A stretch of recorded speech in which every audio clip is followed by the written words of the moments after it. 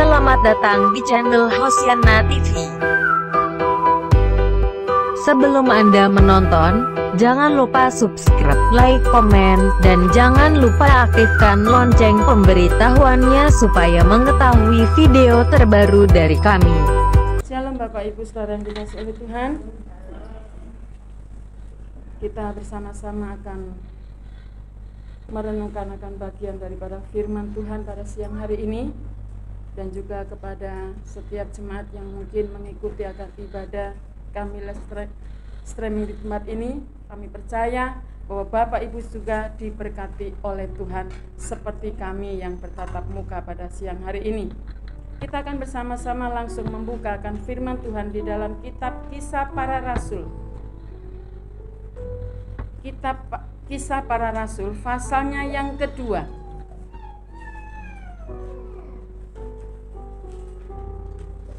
Kisah Para Rasul pasalnya yang kedua. Kita akan bersama-sama melihat dari ayatnya yang pertama sampai dengan ayatnya yang ke-40. Kisah Para Rasul pasalnya yang kedua, ayat 1 sampai dengan ayatnya yang ke-40. Tapi pada siang hari ini kita tidak akan baca bersama-sama di tempat ini semuanya. Nanti tolong Bapak Ibu sampai di rumah membaca secara pribadi dari ayat 1 sampai dengan ayat 40. Dan siang hari ini kita akan perhatikan dan yang akan kita baca bersama-sama yaitu dari ayat 17 sampai dengan ayatnya yang ke-19. Dan ayat-ayat yang lainnya nanti sembari kita bersama-sama mendengarkan firman Tuhan. Ayat 17 sampai dengan 19. Silakan Bapak Ibu memperhatikan di dalam Alkitab masing-masing dan saya akan bacakan 3 ayat ini. Akan terjadi pada hari-hari terakhir, demikianlah firman Allah, bahwa aku akan mencurahkan rohku ke atas semua manusia. Maka anak-anakmu laki-laki dan perempuan akan bernubuat, dan teruna-terunamu akan mendapat penglihatan-penglihatan, dan orang-orangmu yang tua akan mendapat mimpi. Juga ke atas hamba-hambaku laki-laki dan perempuan akan kucurahkan rohku pada hari-hari itu, dan mereka akan bernubuat. Dan aku akan mengadakan mujizat-mujizat di atas, di langit, dan tanda-tanda di bawah di bumi, darah dan api, dan kumpalan-kumpalan asap. Demikianlah pembacaan firman Tuhan pada pagi hari ini. Berbahagialah akan setiap kita yang akan bersama-sama menyimpan di dalam hati dan akan bersama-sama melakukan, mengerjakan akan firman Tuhan yang akan kita renungkan bersama-sama pada siang hari ini. Bapak Ibu Saudara yang dikasihi oleh Tuhan, kita mengucap syukur kepada Tuhan karena di tahun ini kita diberikan kesempatan oleh Tuhan untuk bersama-sama memperingati akan Hari Pentakosta.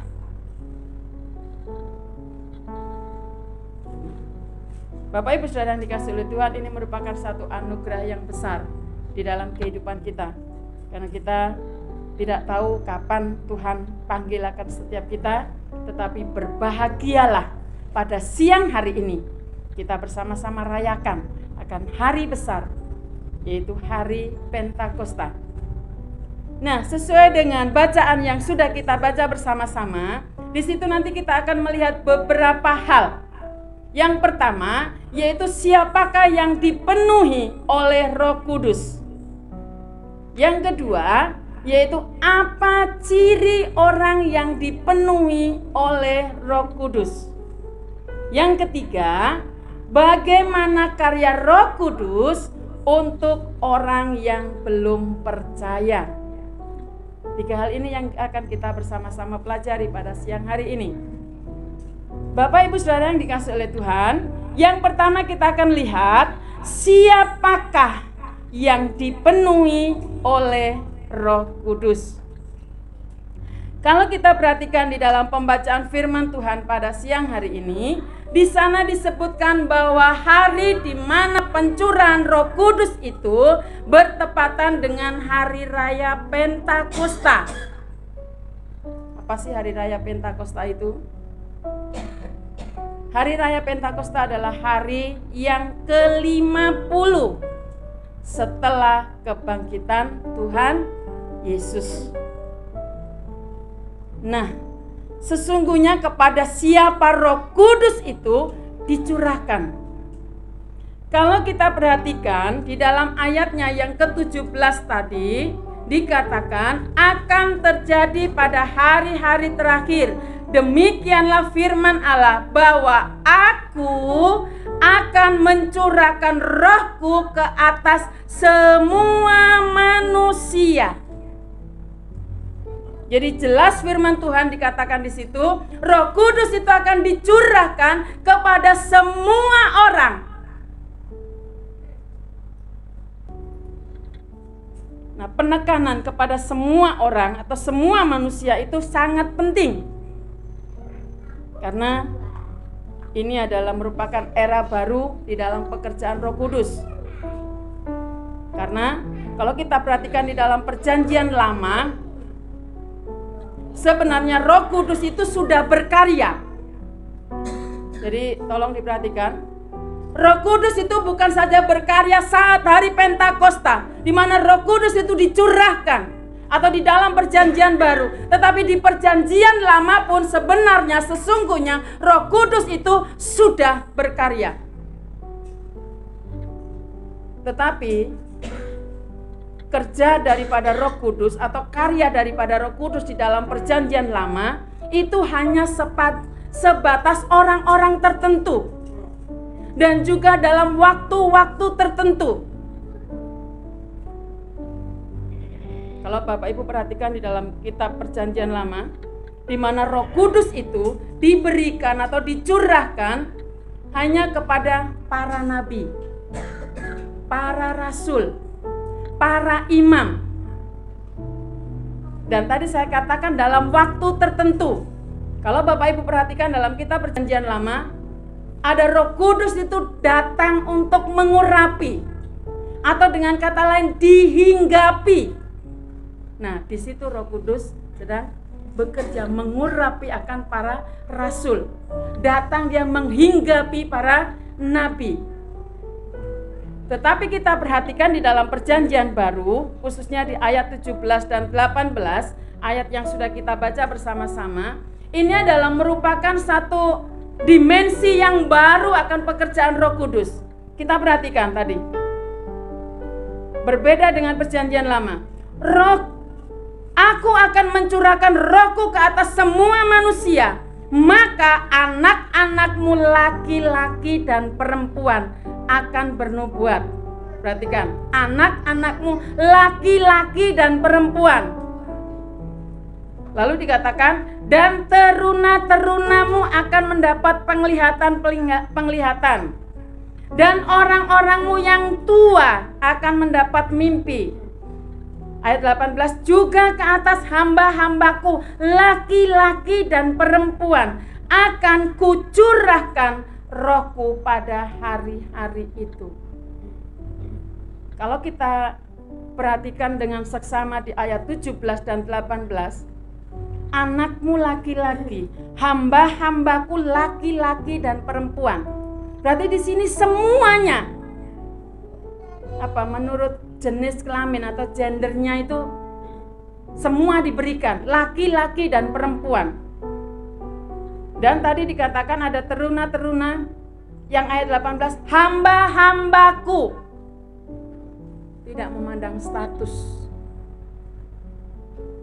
Tetapi kalau di Perjanjian Lama tadi, kenapa saya katakan khusus sebatas orang-orang tertentu. Tapi di Perjanjian Baru dikatakan semua orang tanpa memandang gender dan status. Karena dikatakan laki-laki dan perempuan.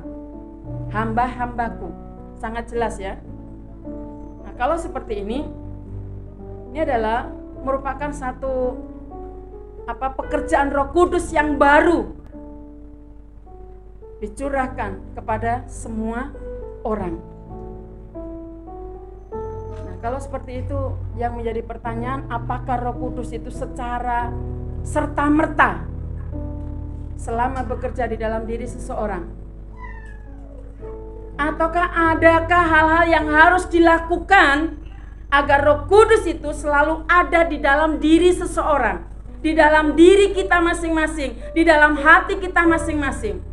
Adakah hal-hal yang harus kita kerjakan? Adakah hal-hal yang harus kita lakukan agar Roh Kudus itu tetap tinggal diam di dalam kehidupan kita? Kalau kita perhatikan di dalam pasal yang kedua, mulai dari ayat 1 sampai dengan ayatnya yang ke-13, di situ ada beberapa kelompok orang. Perhatikan ayat 1 sampai dengan 4.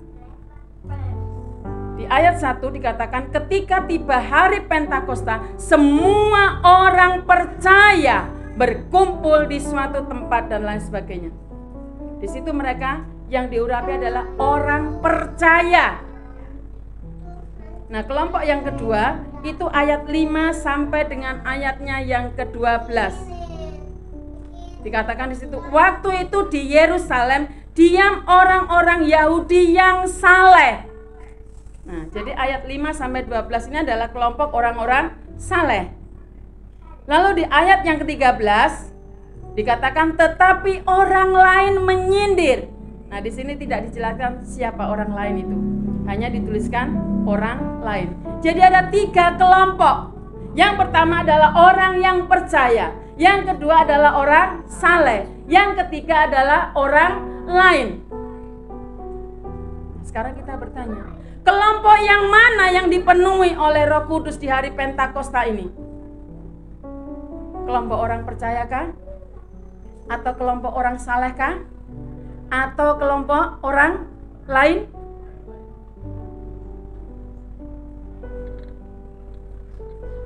Mari kita bersama-sama perhatikan ayatnya yang ke-4. Maka penuhlah mereka dengan Roh Kudus. Lalu mereka mulai berkata-kata dalam bahasa-bahasa lain, seperti yang diberikan oleh Roh itu kepada mereka untuk mengatakannya. Siapa yang dimaksudkan dengan mereka di ayat yang ke-4 ini? Yang dimaksudkan mereka di ayat yang ke-4 ini adalah ayat yang pertama, yaitu orang percaya. Dan di sini jelas bahwa Roh Kudus yang dicurahkan kepada semua orang, tapi siapa yang diurapi oleh Roh Kudus? Yang diurapi oleh Roh Kudus sesuai dengan ayat yang sudah kita baca di ayat yang pertama adalah mereka yang percaya. Nah, beberapa minggu yang lalu saya sudah sampaikan orang yang percaya yang seperti apa. Saya yakin sangat jelas ya akan pemberitaan firman Tuhan minggu kemarin. Jadi bukan hanya sekedar percaya, tapi kita bertindak, melakukan akan kebenaran firman Tuhan. Jadi yang diurapi oleh Roh Kudus adalah mereka yang percaya. Walaupun tadi kita lihat ada kelompok yang kedua, yaitu orang saleh. Ada kelompok yang ketiga, yaitu orang lain. Tetapi mereka tidak dipenuhi dengan Roh Kudus. Nah, pertanyaan, kenapa? Mengapa orang saleh dan orang lain tidak dipenuhi dengan Roh Kudus, tapi orang yang percaya kepada Dia, kepada Yesus, mereka yang diurapi oleh Roh Kudus? Bapak Ibu Saudara yang dikasihi oleh Tuhan, syarat dipenuhi Roh Kudus itu bukan karena kesalehan, tetapi karena percaya dan beriman Dan ini mengingatkan kepada setiap kita dengan apa yang disampaikan oleh Rasul Paulus di dalam surat Surat Efesus, mari kita bersama-sama lihat. Efesus pasalnya yang ke-1. Efesus pasalnya yang pertama, ayatnya yang ke-13. Efesus pasalnya yang pertama, ayatnya yang ke-13. Dikatakan demikian bunyi firman Tuhan, di dalam Dia kamu juga, karena kamu telah mendengar firman kebenaran, yaitu Injil keselamatanmu. Di dalam Dia kamu juga, ketika kamu percaya, perhatikan baik-baik, ketika kamu percaya, dimeteraikan dengan Roh Kudus yang dijanjikannya itu. Jadi ketika orang percaya, ketika orang tersebut menerima Yesus Kristus sebagai juru selamatnya, ketika dia mengakui bahwa Yesus adalah Tuhan, Yesus adalah juru selamatnya secara pribadi, maka saat itu hidupnya dimeteraikan oleh Roh Kudus. Artinya apa? Bahwa Roh Kudus di situ mulai ada. Roh Kudus mulai tinggal. Roh Kudus mulai menetap di dalam diri orang tersebut. Jadi jelas ya, kita orang-orang percaya, kita yang mengaku percaya kepada Yesus, beriman kepada Yesus, mengakui bahwa Tuhan adalah Allah kita, Juru selamat kita secara pribadi, tidak ada yang lain. Maka Roh Kudus itu diam di dalam diri kita. Roh Kudus menetap di dalam kehidupan kita, tinggal di dalam hidup kita.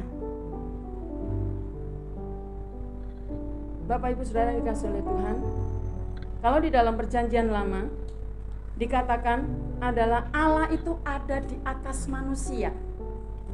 Tetapi mulai di dalam Perjanjian Baru, mulai Injil Matius sampai dengan Yohanes, di situ diceritakan atau difirmankan Allah itu berinkarnasi menjadi manusia dan ada di antara manusia. Tetapi mulai dari Kisah Para Rasul itu ada satu dimensi yang baru. Ada sesuatu hubungan antara Allah dan manusia yang tadinya ada di atas, ada di antara manusia, tetapi sekarang Allah itu tinggal di dalam diri kita masing-masing. Jadi Allah itu nggak jauh di sana, tetapi Allah itu ada di hati. Makanya minggu yang lalu juga saya berikan gambaran atau ilustrasi, ada orang Kristen yang ke gerejanya 1 tahun hanya 1 kali. Saya katakan, loh, gak cari Tuhan. Kenapa Tuhan harus dicari-cari? Kan Tuhan ada di sini, ada di hati. Nah, ternyata firman Tuhan hari ini mengajarkan kepada setiap kita, mengingatkan bahwa Allah itu gak jauh di sana. Tapi Allah, Roh Kudus Tuhan itu dicurahkan, diberikan di dalam kehidupan kita. Tinggal menetap di dalam diri kita. Saya berikan gambaran supaya gampang ya. Kita semua di sini memakai baju. Nah, baju ini dekat nggak dengan hati kita?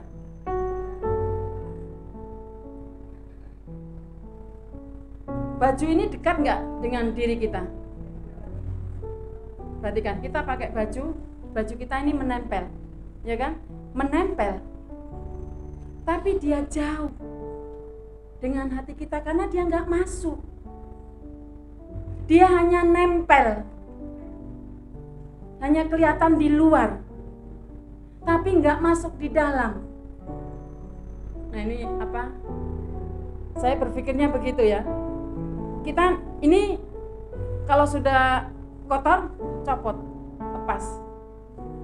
Hanya kelihatan di luar. tapi dia nggak bisa masuk di dalam diri kita. Jadi kita hanya pakai saja, masih jauh di hati kita. Tetapi beda dengan Roh Kudus. Dia dekat, bahkan tinggal dan masuk di dalam diri kita. Maka kita sebagai orang percaya jangan lagi ragu-ragu.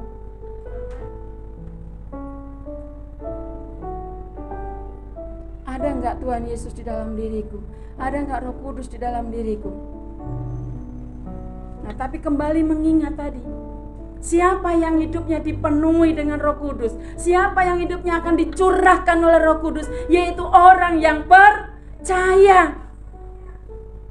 Jadi mungkin kita bersama-sama saat siang hari ini duduk bersama-sama. Kita diajak memuji Tuhan dari tadi, penuhi Roh Kudus, penuhi Roh Kudus. Tetapi pertanyaannya, apakah kita sungguh-sungguh dipenuhi dengan Roh Kudus? Bapak, Ibu, dan Saudara sendiri yang akan bisa menjawab. Apakah aku termasuk hitungan sebagai orang yang percaya tadi? Dan kembali saya tidak akan jelaskan lagi maksud arti kata daripada orang percaya itu.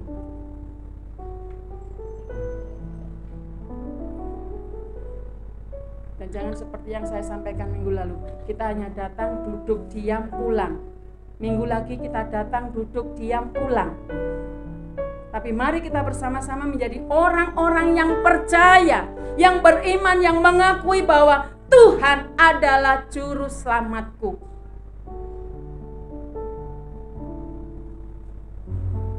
Kalau kita sudah seperti itu, maka Roh Kudus itu akan dicurahkan di dalam kehidupan kita. Dan Roh Kudus tinggal, menempel, masuk di dalam kehidupan kita. Yang kedua, apa ciri orang yang dipenuhi oleh Roh Kudus? Bapak, Ibu, Saudara yang dikasihi oleh Tuhan, kalau kita perhatikan di ayat-ayat yang sudah kita baca tadi dalam kitab Kisah Para Rasul, di situ mulai ayatnya yang ke-14 sampai dengan 40 dikisahkan tentang khotbah Petrus. Nah, Petrus ini adalah orang yang sudah dipenuhi oleh Roh Kudus, dan juga rasul-rasul yang lain, dan juga orang-orang yang percaya juga dipenuhi dengan Roh Kudus. Nah, apa yang menjadi ciri utama dari orang yang dipenuhi oleh Roh Kudus? Cirinya adalah dia yang mulai memiliki hasrat, mulai memiliki kerinduan untuk bersaksi tentang Yesus. Saya katakan sekali lagi, ciri daripada orang yang dipenuhi oleh Roh Kudus, ciri utamanya adalah dia mulai memiliki hasrat, memiliki kerinduan untuk bersaksi, untuk menceritakan, untuk menyampaikan tentang Yesus. Bukan tentang siapa-siapa, tentang Yesus. Dan kalau kita menengok ke belakang, siapakah Petrus itu? Petrus adalah orang yang sebenarnya tampak luarnya seperti seorang pemberani. Perhatikan, mulai Yesus dihadapkan dengan memasuki ke salib, Petrus yang berani. Sampai dia penggal telinga orang. Tetapi kalau kita terus ikutin, kita baca ayat firman Tuhan itu dalam Kisah Para Rasul ini juga, sebenarnya Petrus ini adalah orang yang takut, bukan pemberani, penakut. Ingat, ketika Yesus ditangkap dan ketika Yesus dibawa untuk diadili di hadapan imam besar, di sana ada perempuan yang bertanya kepada Petrus, "Engkau kan salah satu di antara murid itu kan?" Apa jawab Petrus? "Bukan, Aku tidak termasuk golongan orang itu. Dia nggak mau akui kalau dia adalah salah satu murid Yesus. Dia adalah pengikut Yesus. Dia menolak, bahkan sampai menyangkal. Dan sampai dia bersumpah bahwa Petrus tidak mengenal Yesus. Bapak Ibu, kita perhatikan di sini. Saat itu Petrus berhadapan dengan seorang perempuan. Dan dikatakan di dalam firman Tuhan, statusnya hanya dia adalah hamba. Tapi kita lihat Petrus tidak berani mengakui kalau dia dekat dengan Yesus. Dia pengikut Yesus, dia murid Yesus.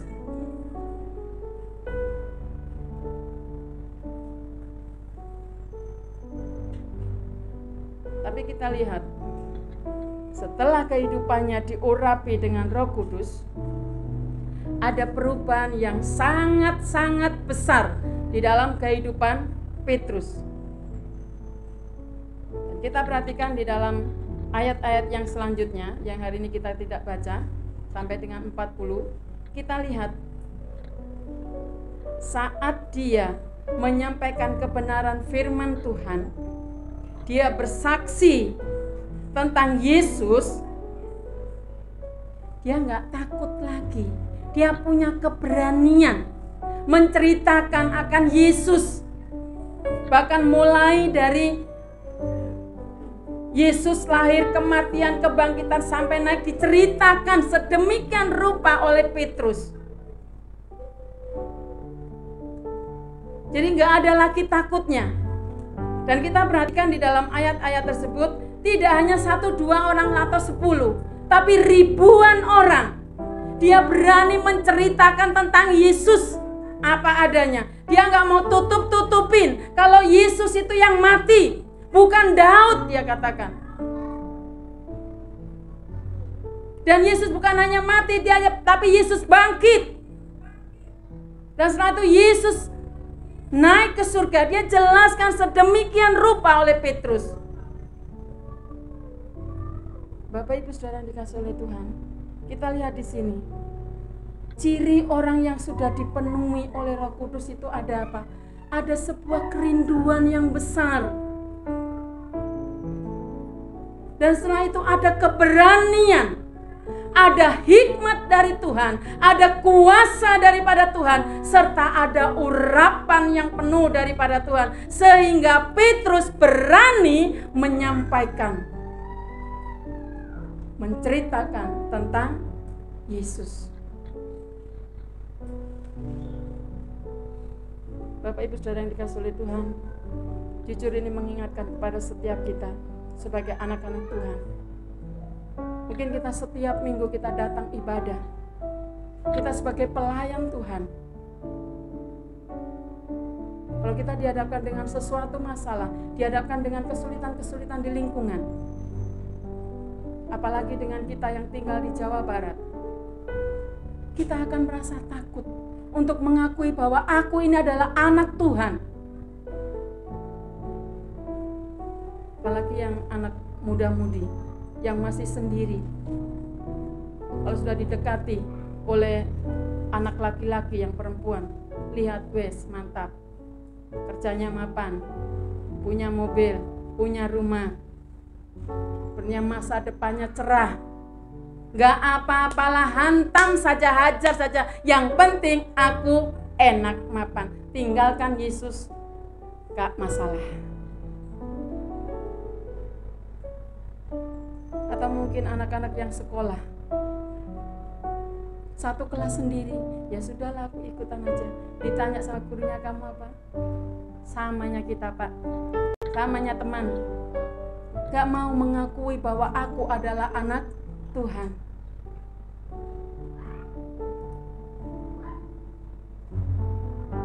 Bapak Ibu Saudara yang dikasihi oleh Tuhan, mari kita bersama-sama belajar seperti Petrus. Jangan menjadi Petrus yang lama, tapi jadilah Petrus yang baru, Petrus yang sudah dipenuhi oleh Roh Kudus.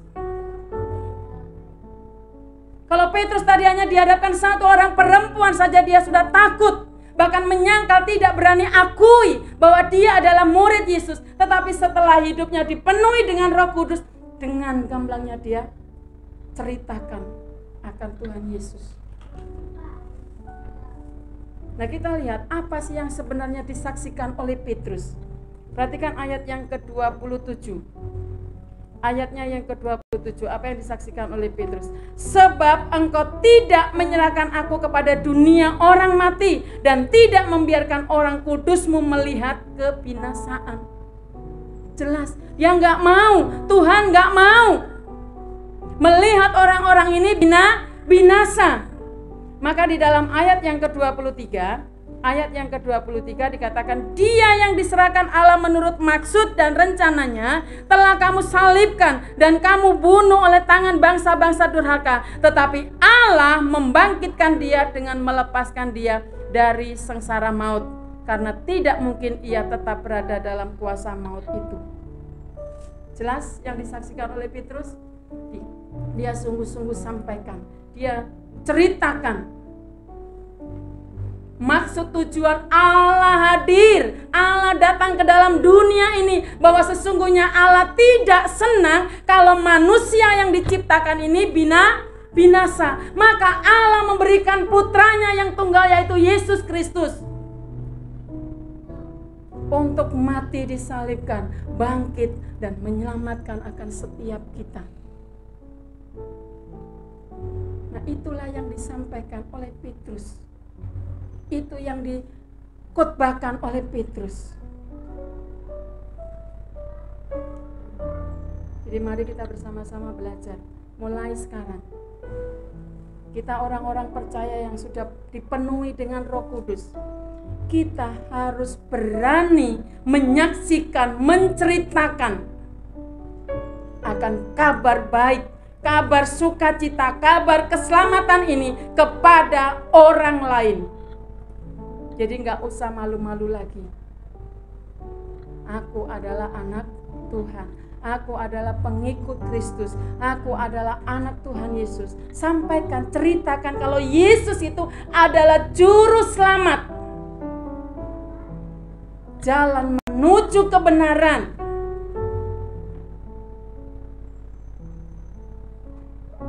Dan Bapak Ibu tidak ada alasan lagi. Itu kan tugas Bu Pendeta, itu tugas Pak Pendeta, karena yang sudah belajar Alkitab 5 tahun di sekolah teologi. Tapi setiap kita punya tugas juga untuk bersaksi, untuk menceritakan akan kabar baik itu, kabar sukacita itu, karena kita adalah masuk hitungan dalam orang-orang yang dipenuhi dengan Roh Kudus.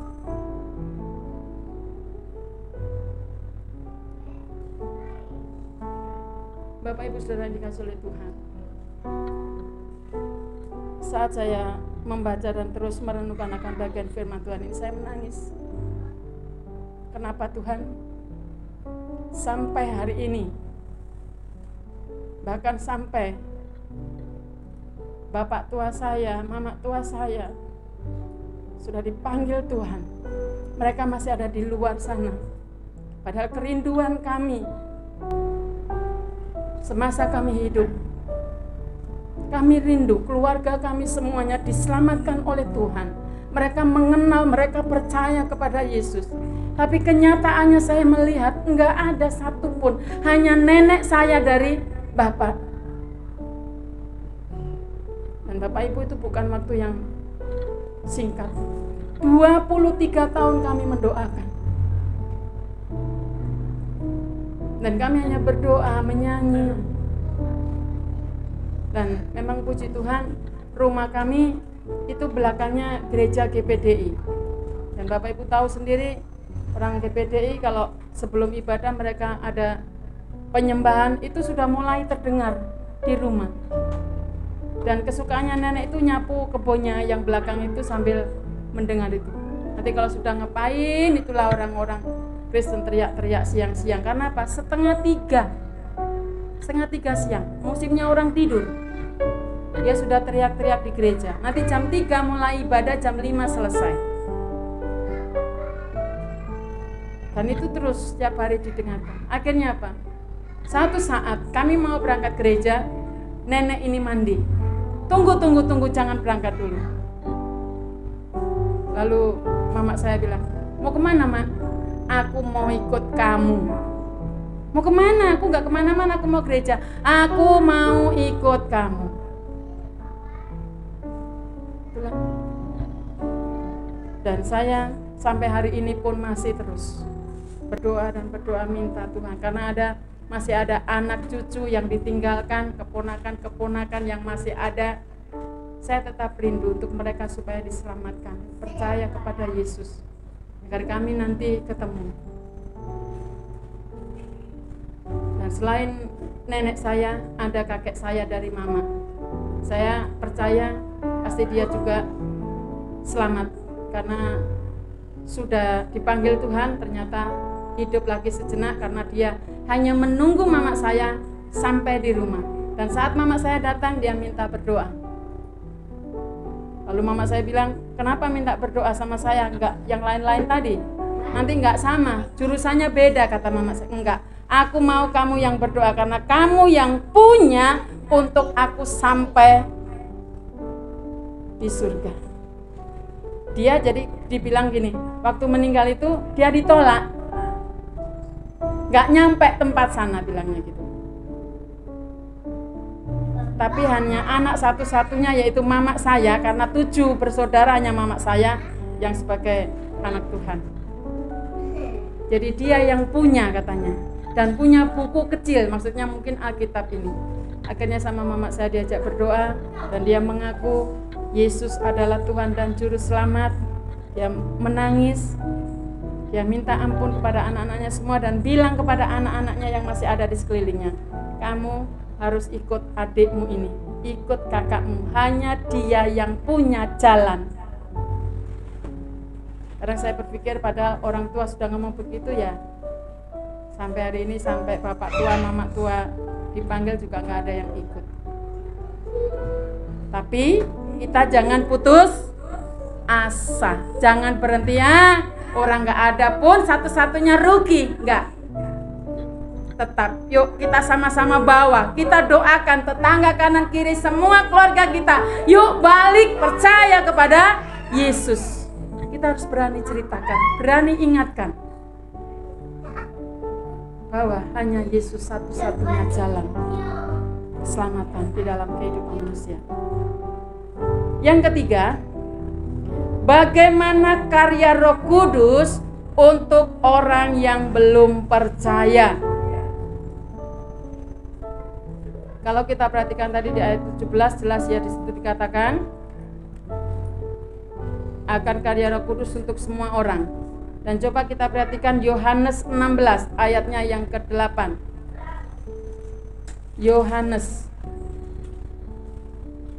pasalnya yang ke-16 ayatnya yang ke-8. Yohanes 16 ayat yang ke-8.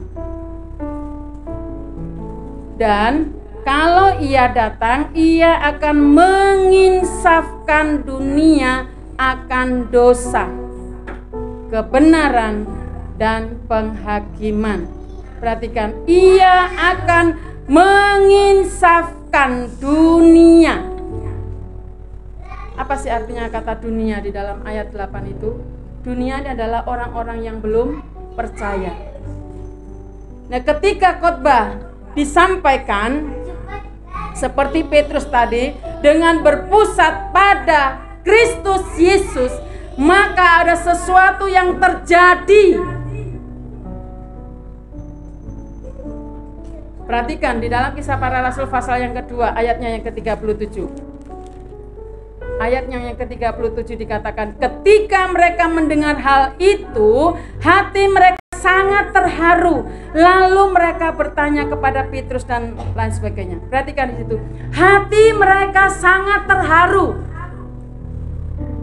Ini tandanya apa? Ada perubahan, ada sesuatu yang terjadi ketika Petrus sampaikan, ceritakan tentang Yesus.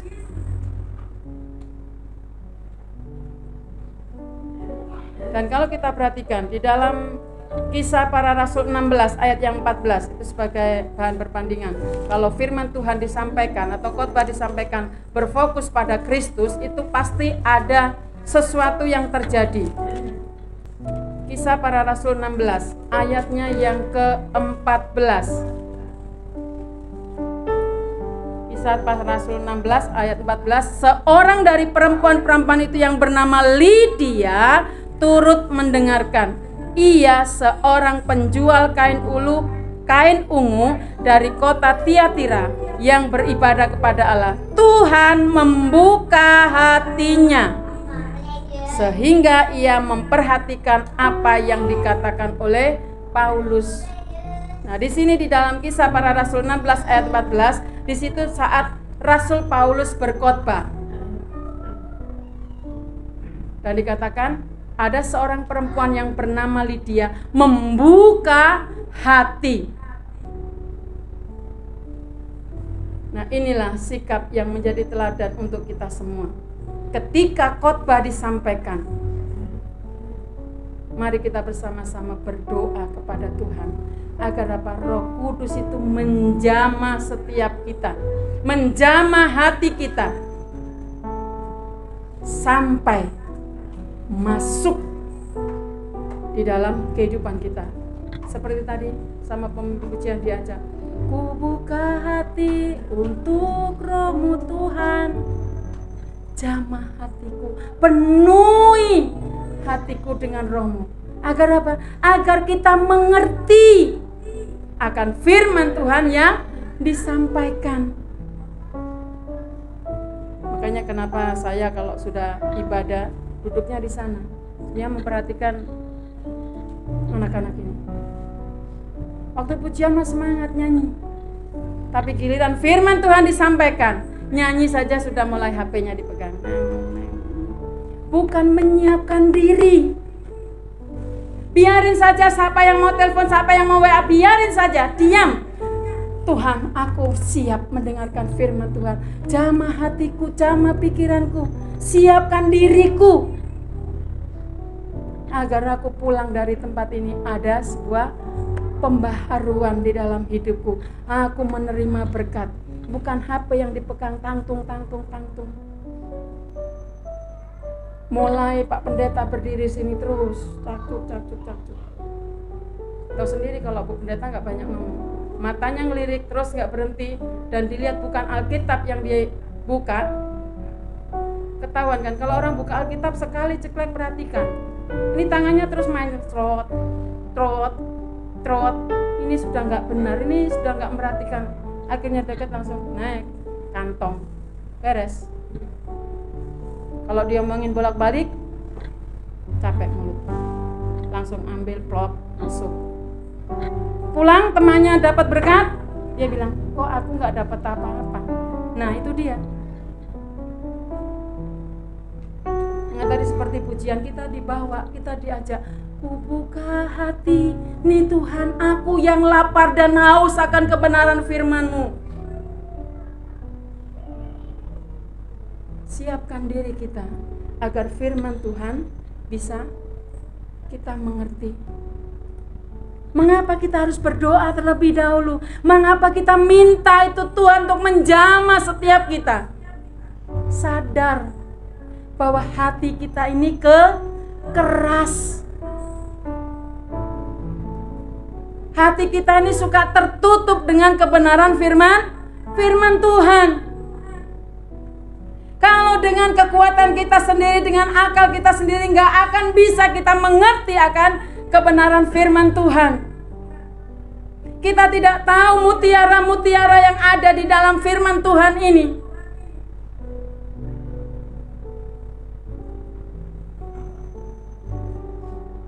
Tetapi karena kita sudah minta kepada Tuhan, minta pimpinan Tuhan, maka hati kita yang keras dilembutkan oleh Tuhan. Hati kita yang tertutup dengan kebenaran firman Tuhan dibukakan untuk bisa menerima akan kebenaran firman Tuhan. Bapak Ibu saudara dikasihi oleh Tuhan, ingat, kita nggak akan hidup terus. ada waktunya nanti kita dipanggil oleh Tuhan. Dan di saat hidup kita berakhir, ingat, ada pertanggungjawaban atas kehidupan kita yang sementara ini. Makanya Pak Pendeta bilang, walaupun Pak Pendeta, Bu Pendeta nggak lihat pada saat pemberitaan firman Tuhan main HP, tapi ingat ada mata Tuhan yang melihat. Nah ini Pak Pendeta sudah ulang-ulang, mungkin yang sekolah waktu belajar agama sudah juga diingatkan oleh Pak Pendeta. Berulang kali Pak Pendeta bilang, tolong serius-serius, tapi masih juga masih juga main HP. Itu tadi yang dibilang, hati kita ini sebenarnya keras, tertutup dengan nasihat-nasihat. Nah yang bisa membuka, yang bisa melembutkan siapa? Roh Kudus. Maka mari kita bersama-sama dengan sungguh-sungguh mulai hari ini. Kalau kita mau datang ibadah, kita siapkan diri di hadapan Tuhan. Makanya dulu saya membiasakan kepada anak-anak kita yang kelas TK pasukan Jesril Timur. Mamanya nganter ngobrol di luar, saya langsung teriak, yuk masuk. Minta uang persembahannya dulu ke mama. Supaya apa? Nggak keluar masuk. Mau minta minum, minta apa aja nggak boleh. Ini mau persembahan, teriak-teriak. Semuanya disiapkan dengan baik. Kata Pak Pendeta, sampai baju pun yang mau dipakai itu sudah dipikirkan, aku nanti pakai baju ini. Masa hanya baju saja yang disiapkan? Yuk kita siapkan semuanya, termasuk hati kita, supaya Roh Kudus itu bekerja di dalam kehidupan kita.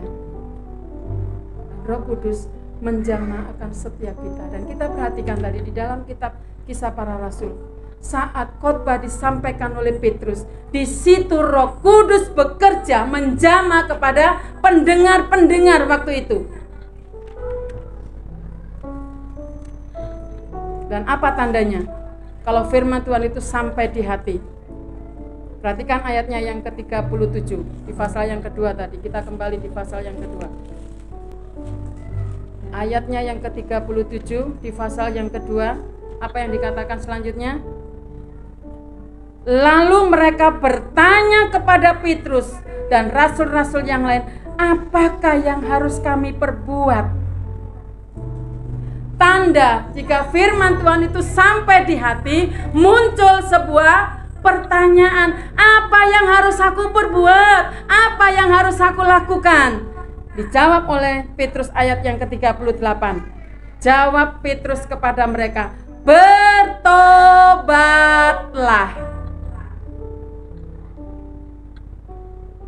Apa artinya bertobat? Berbalik dari kehidupan yang lama kepada kehidupan yang baru. Berbalik dari kehidupan keagamaan yang semu, berbalik dari kehidupan keagamaan yang formalitas, berbalik dari kehidupan keagamaan yang rutinitas, menjadi kehidupan keagamaan yang baru, yang dipenuhi dengan Roh Kudus. Jadi jangan datang ke gereja ini, jangan datang ibadah ini karena ada sandangan sebagai orang Kristen, atau takut nanti diabsen sama Bu Pendeta. Rabu ditanya kemana tadi, Valen gak ada. Hanya takut diabsen, atau hanya rutinitas. Oh ya udah, kewajiban orang Kristen kalau hari Minggu ke gereja. Jangan. Tapi mari kita belajar seperti firman Tuhan tadi.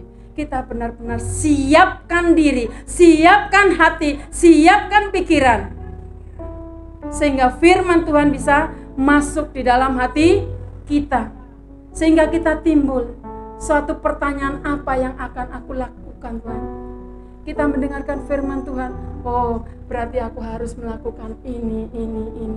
Oh aku tidak boleh lagi suka menggerutu, mengomel dan lain sebagainya. Kita akan tahu ada sebuah pembaharuan, ada sebuah pertobatan, kata Petrus di ayat yang ke-38 tadi. Dan kalau kita baca khotbah di bukit Matius 5 sampai dengan yang ke-7, di sana Tuhan Yesus banyak mencelakan kehidupan keagamaan orang-orang Yahudi. Dan coba perhatikan di dalam Matius 5 ayat yang ke-20 apa yang dikatakan. Matius 5 ayatnya yang ke-20. Matius 5 ayatnya yang ke-20. Dikatakan, maka aku berkata kepadamu, jika hidup keagamaanmu tidak lebih benar daripada hidup keagamaan ahli-ahli Taurat dan orang-orang Farisi, sesungguhnya kamu tidak akan masuk dalam kerajaan surga. Jelas firman Tuhan di situ. Saudara, tidak mau kekristenan itu hanya formalitas saja.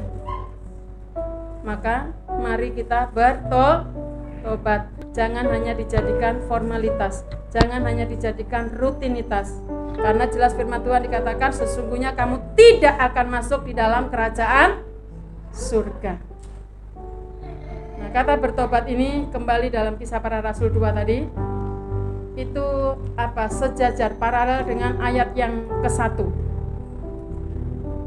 yaitu dengan semua orang percaya.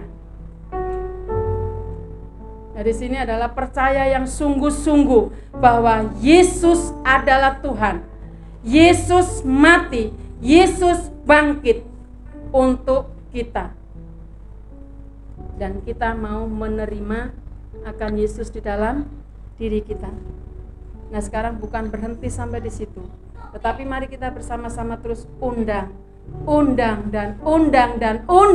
untuk Yesus masuk di dalam kehidupan kita sebagai anak-anak Tuhan. Agar kemana kita pergi, di mana kita ada, kita selalu mengakui bahwa Yesus sebagai Tuhan dan Juru Selamat kita. Makanya ada lagu sekolah minggu, Yesus ku undang. Yesus ku panggil, Yesus ku undang, masuk dalam hatiku.